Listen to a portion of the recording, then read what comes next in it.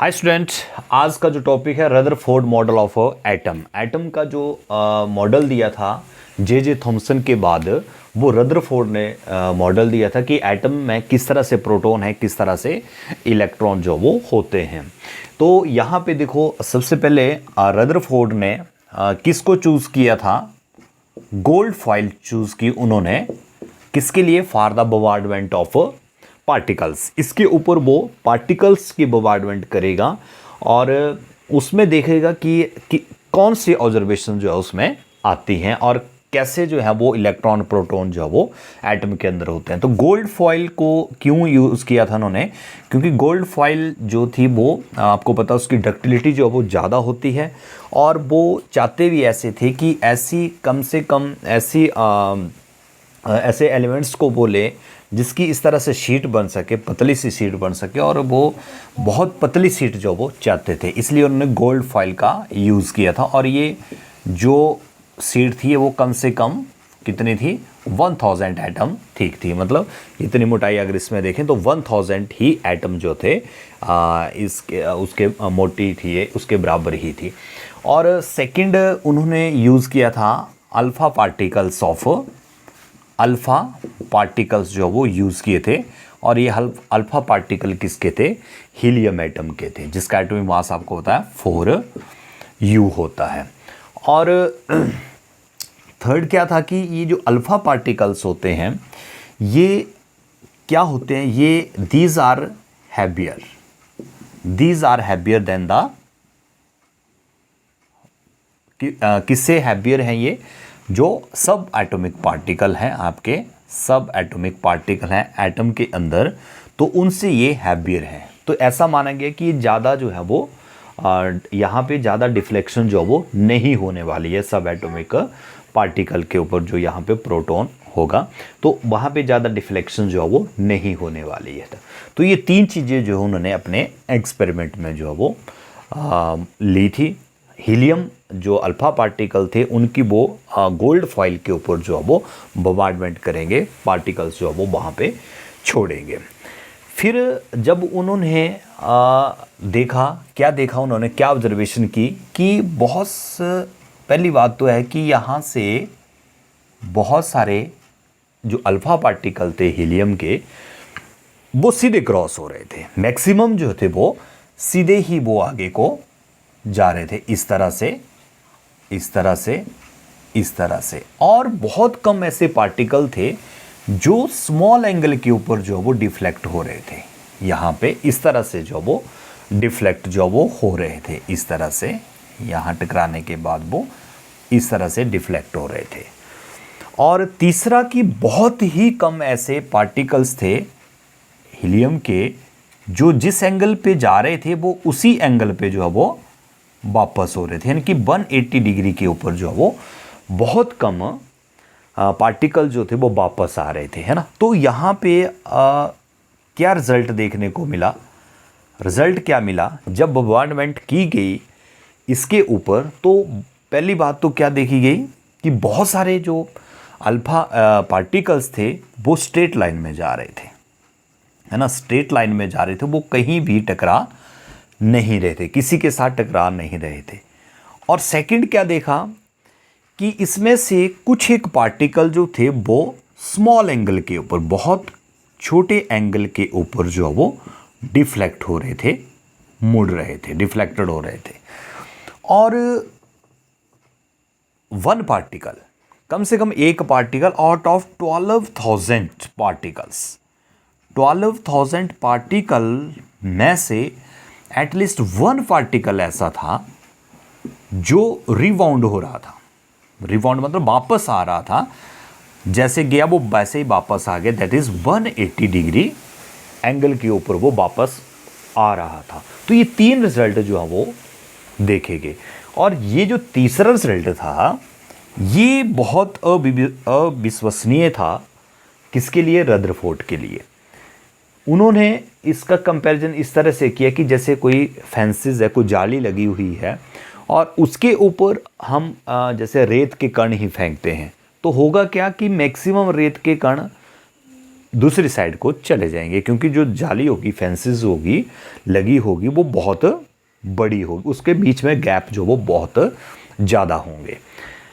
और देखा ये गया कि जो पार्टिकल मैक्सिमम तो जा रहे थे, लेकिन कुछ एक पार्टिकल जो थे वो वापस आ रहे थे, है ना। जैसे आप किसी एक पत्थर को एक टिश्यू पेपर के ऊपर फेंक रहे हैं और वो टिश्यू पेपर के साथ टकराने के बाद वापस आपकी तरफ जो वो आ रहा है, हिट कर रहा है। तो ये जो तीसरा रिजल्ट था, ये थोड़ा सा हैरान करने वाला था। हालांकि ऐसा माना गया था कि ये जो अल्फा पार्टिकल्स होंगे ये आगे ही निकल जाएंगे, मैक्सिमम जो वो आगे ही निकल जाएंगे, लेकिन 12,000 पार्टिकल्स, उसमें कम से कम एक पार्टिकल जो था वो रिबाउंड जो वो हो रहा था, है ना। तो इससे क्या कंक्लूजन जो है वो निकला, कंक्लूजन की अगर हम बात करें, इससे क्या कंक्लूजन निकला। पहली बात तो ये निकला कि जो पार्टिकल स्ट्रेट लाइन जा रहे हैं, स्ट्रेट लाइन जा रहे हैं कि वो कहीं भी डिफ्लेक्टेड नहीं हो रहे हैं, तो दैट मीन्स कि most of the space in atom is vacant और एम्प्टी, वेकेंट या एम्प्टी, है ना, खाली है। बहुत ज़्यादा स्पेस जो है वो क्या है, खाली है एटम के अंदर।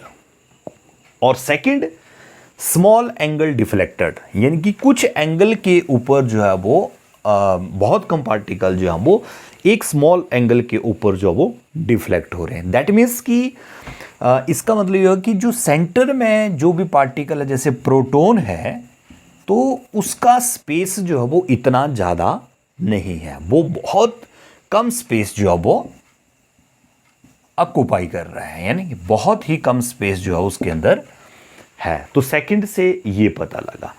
और थर्ड से क्या पता लगा, थर्ड जिसमें वन पार्टिकल जो वो वापस आ रहा था, इसका मतलब ये लगा कि सेंटर के अंदर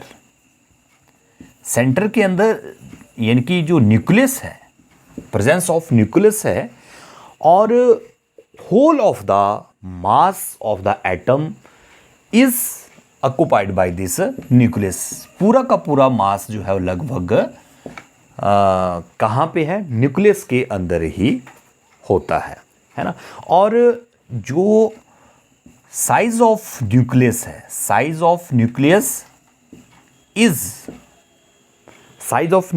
is less than the size of या रेडियस ऑफ एटम, है ना। जो रेडियस है, न्यूक्लियस का जो रेडियस है वो कम है, और जो एटम का न्यूक्लियस है वो ज़्यादा है। और कितना फर्क है, radius of nucleus is 10 power 5 times less, है ना। 10 पावर 5 टाइम्स जो है वो कम है न्यूक्लियस का radius as comparison to the radius of atoms, ठीक है। तो न्यूक्लियस जो है वो सिर्फ सेंटर में है, और एटम का सारा जो मास है that is occupied bye nucleus, और बाकी जो स्पेस है वो क्या है, खाली है, ठीक है। तो यहाँ पे जो टोटल ऑब्जर्वेशन हुई, टोटल कंक्लूजन अगर हम निकालें, इसका ऑब्जर्वेशन क्या हुई, एक तो हमने देख लिया कि मोस्ट ऑफ स्पेस जो एटम का वो क्या है, एम्प्टी है, खाली है ना। और सेकंड हमने देख लिया कि जो मैक्सिमम मास है एटम का वो कहाँ पे है, न्यूक्लियस में है, न्यूक्लियस के अंदर है। और थर्ड हमने देखा कि प्रोटॉन जो है वो कहाँ पे है, न्यूक्लियस में है, पॉजिटिव चार्ज जो है, और इलेक्ट्रॉन जो हैं they are revolve around the nucleus, वो न्यूक्लियस के चारों तरफ जो है वो इलेक्ट्रॉन घूमते हैं। तो ये रदरफोर्ड ने जो वो मॉडल जो वो यहाँ पे दिया था। अब यहाँ पे इसके ड्रॉबैक्स क्या रहे, ड्रॉबैक्स रह गए इस रदरफोर्ड के मॉडल के। हालांकि ये वेल एक्सेप्टेड हुआ, लेकिन इसमें ड्रॉबैक्स एक रह गया, जो यहाँ पे हमने देखा कि इलेक्ट्रॉन जो है that revolve around the nucleus, है ना, रदरफोर्ड ने बोला कि जो इलेक्ट्रॉन है वो जो इलेक्ट्रॉन है वो न्यूक्लियस के चारों तरफ जो है वो एक ऑर्बिट में क्या करेंगे, रिवॉल्व करेंगे, घूमेंगे। लेकिन ये बोलता है कि अगर इलेक्ट्रॉन एक ऑर्बिट में या एक सर्कुलर पाथ में इलेक्ट्रॉन अगर घूमते हैं तो दे गेट एक्सेलरेट, तो उसमें एक्सेलरेशन आ जाती है, और एक्सेलरेशन की वजह से क्या हो जाता है कि दे लॉस एनर्जी का लॉस जो है वो कर देंगे, और उनकी अगर एनर्जी का लॉस हो जाता है तो वो क्या हो जाते हैं, they fall down on the nucleus, यानी कि वो न्यूक्लियस में फिर गिर जाएंगे, नीचे जो है वो न्यूक्लियस के अंदर जो वो गिर जाएंगे, और जिसके कारण क्या हो जाएगा, एटम जो है वो एटम विल अनस्टेबल, एटम जो है वो अनस्टेबल हो जाएगा, अस्थिर हो जाएगा।